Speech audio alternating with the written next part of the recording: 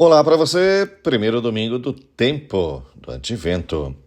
O Evangelho está em Marcos, capítulo 13, dos versículos 33 a 37. A noite traz consigo os medos de quando éramos crianças. O silêncio torna-se misterioso e serve de pano de fundo para suspeitas. No escuro, imaginamos monstros inexistentes. Sentimos que estamos sozinhos e aí vem o cansaço e depois acabamos então dormindo.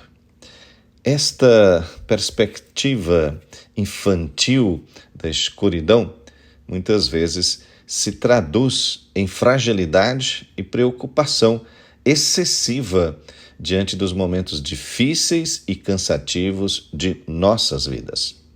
No entanto, existe uma forma diferente de vivenciar a noite, que talvez possamos definir como uma forma mais adulta de atravessar o tempo da escuridão. Na Sagrada Escritura, algumas das coisas mais importantes acontecem durante a noite. Por exemplo, Deus passa pela noite e a transforma em ocasião de luz. É a noite da passagem do Mar Vermelho, ou então a noite do sonho de Jacó. É a noite dos magos que seguem a estrela e chegam a Belém. Também é a noite que Nicodemos procura nosso Senhor. Então, o que nos ajuda a transformar a noite? Talvez o Evangelho deste final de semana, talvez justamente o convite de nosso Senhor neste Evangelho, que fala sobre vigiar, possa ir nessa direção.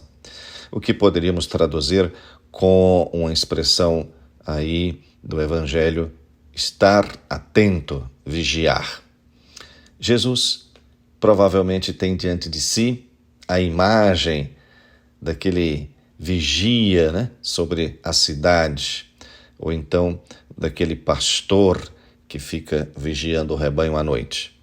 Então esta é uma forma adulta de passar a noite, porque significa cuidar de alguém apesar da escuridão e do frio. Quando nós acabamos nos fechando no nosso próprio egoísmo, fechando em nós mesmos, os medos ampliam os fantasmas e nos enviam uma imagem distorcida da realidade. Na história de Nosso Senhor, que ele conta neste Evangelho, aquele homem saiu da casa, não sabemos aí qual é o motivo, mas ele saiu. E há um momento em que ele não está presente ali, ele está ausente. Ele vai retornar, mas existe aquele momentinho ali que ele está ausente. Esta situação talvez nos lembre os momentos da vida em que sentimos que Deus estava longe, como se Deus estivesse abandonado o nosso coração. Talvez sintamos saudades dele. Talvez desejemos que ele volte, ou até tenhamos medo de que nos tenha abandonado de forma definitiva. É o momento em que corremos o risco de adormecer, ou seja, cedemos ao cansaço.